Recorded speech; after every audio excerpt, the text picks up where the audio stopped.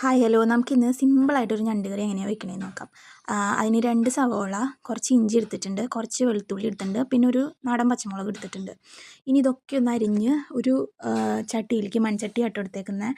അതിനകത്തേക്ക് എല്ലാം കൂടി അരിഞ്ഞിടാം. പിന്നെ ഒരു തക്കാളി എടുത്തിട്ടുണ്ട്, അത് അതിൽ വിട്ടുപോയതാണ്. പിന്നെ 2 തണ്ട് കറിവേപ്പിലയും കൂടി ഇട്ടിട്ടുണ്ട്. ഇഞ്ചിയും വെളുത്തുള്ളിയും അരിഞ്ഞിടണേലും കുറച്ചും കൂടി ബെറ്റർ നന്നായിട്ടൊന്ന് ഉടച്ച് ചതച്ചിടണതായിരിക്കും കേട്ടോ. അപ്പോൾ കുറച്ചും കൂടി നന്നായിട്ട് ഫ്ലേവർ ഇറങ്ങും.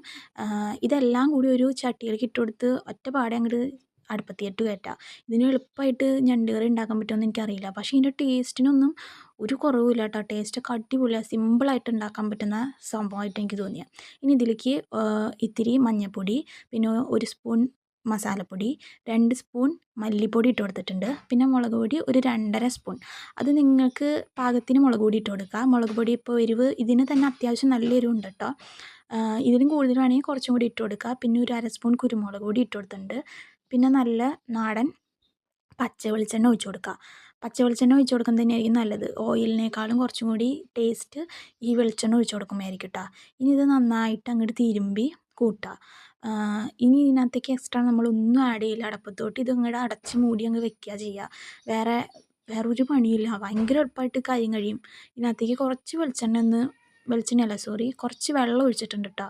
ഒന്ന് ചുറ്റിച്ച് ഇത്തിരി വെള്ളം ഒഴിച്ച് കൊടുക്കുക. ഇനി എക്സ്ട്രാ വേറെ വെള്ളമൊന്നും ഒഴിക്കില്ല, ഈ വെള്ളം തന്നെയേ ഉള്ളൂ. ഇതൊന്ന് നന്നായിട്ട് തിരുമ്പി കൂട്ടി വെച്ച് കൊടുക്കുക. സവോള നിങ്ങൾ അത്യാവശ്യം കുറച്ച് എടുക്കുക, കാരണം സവോളയൊക്കെ അങ്ങോട്ട് ഉടഞ്ഞ് ചേർന്ന് ഗ്രേവി ആവും, അപ്പം നല്ല ടേസ്റ്റാണ് കഴിക്കാൻ.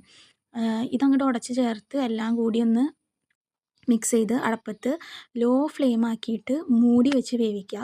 ഭയങ്കര ഹൈ ഫ്ലെയിമിലൊന്നും ഇടണ്ട, ലോ ഫ്ലെയിമിലാക്കി വെക്കുക. എന്നിട്ട് ഒരു 10 മിനിറ്റ് 15 മിനിറ്റൊക്കെ കഴിയുമ്പോൾ ഇടയ്ക്ക് ഒന്ന് തുറന്ന് ഇളക്കി കൊടുക്കുക. അപ്പം ഞണ്ടിൽ നിന്ന് അത്യാവശ്യം വെള്ളമൊക്കെ ഇറങ്ങിയിട്ടുണ്ടാവും. ഇതൊക്കെ അങ്ങോട്ട് വെന്ത് ഒരുമിച്ച് മിക്സാവും. സവോളയൊക്കെ ലാസ്റ്റ് കാണാൻ പോലും ഉണ്ടാവില്ല. സവോളയൊക്കെ നന്നായിട്ട് അങ്ങോട്ട് ഉടഞ്ഞ് ചേരും ഇതിൻ്റെ കൂടെ, അതാണ് ഇതിൻ്റെ ടേസ്റ്റ്. അങ്ങനെ അങ്ങോട്ട് നന്നായിട്ട് ഇളക്കി കൊടുക്കുക, ഇടയ്ക്കൊന്ന് തുറന്ന്. അപ്പം നന്നായിട്ട് ഇങ്ങനത്തെ ഒരു പരുവായി വന്നിട്ടുണ്ട് കേട്ടോ. കുറച്ച് നേരം കൊണ്ട് തന്നെ നല്ല എണ്ണയൊക്കെ തെളിഞ്ഞ് നല്ല അടിപൊളിയായി വന്നിട്ടുണ്ട്. ഈ ഷാപ്പിലൊക്കെ വയ്ക്കുന്ന കറിയില്ലേ, അതേപോലത്തെ ഒരു ലുക്കിലായി വന്നിട്ടുണ്ട് കേട്ടോ. അത്യാവശ്യം നല്ല സ്പൈസി ആയിരുന്നു. ഇനി ഇങ്ങനത്തെ ഒരു പരുവായിപ്പോൾ അത്യാവശ്യം ഗ്രേവിയിൽ എടുത്തേക്കുന്നത്, അപ്പോൾ തലേദിവസത്തേക്കൊക്കെ നല്ല അടിപൊളിയായിരിക്കും. ഇങ്ങനെ ഒരു പരുവായിപ്പോൾ ഇത് ഓഫ് ചെയ്തു. അത്യാവശ്യം ഉപ്പൊക്കെ ചെക്ക് ചെയ്ത് ഉപ്പ് ആവശ്യത്തിനൊക്കെ ഇട്ട് കൊടുത്ത് ഇതിന് ചൂട് ചോറിൻ്റെ കൂടെ സെർവ് ചെയ്തു കേട്ടോ. അടിപൊളി ടേസ്റ്റായിരുന്നു. എല്ലാവരും ഒന്ന് ട്രൈ ചെയ്ത് നോക്കുക. Thanks for watching.